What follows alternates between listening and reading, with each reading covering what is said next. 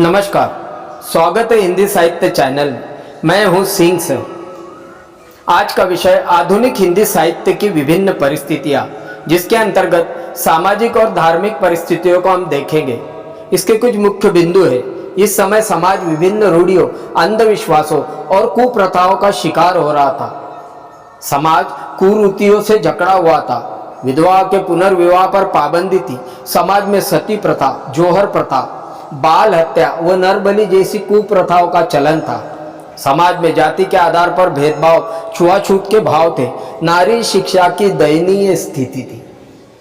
कुछ लोगों ने, कुछ संस्थाओं ने बदलाव करने का प्रयास किया।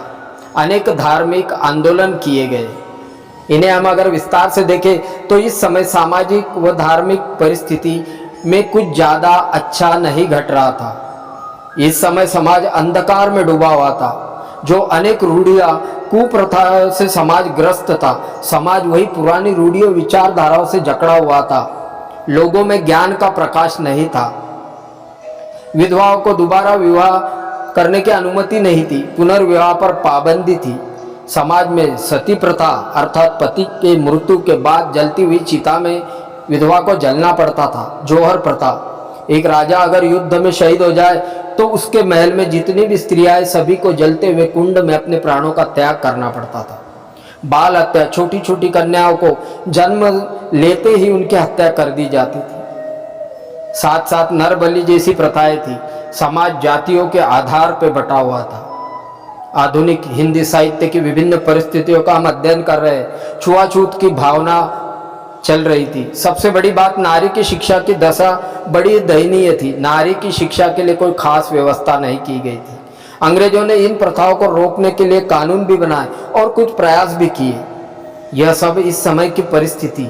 समाज में लोग भी बदलाव लाना चाहते थे और इन बदलाव लाने में जिन लोगों ने महत्वपूर्ण भूमिका निभाई वो लोग या वो संस्थाएं, ब्रह्म समाज, प्रार्थना समाज, Ramakrishna mission, Arya Samaj, theosophical society.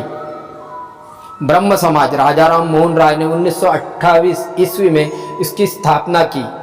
इस समय अनेक धार्मिक आंदोलन किए गए। समाज में बदलाव लाने की कोशिश की गई। प्रार्थना समाज, 1863 ईस्वी में केशव चंद्र सैन ने इसकी स्थापना की।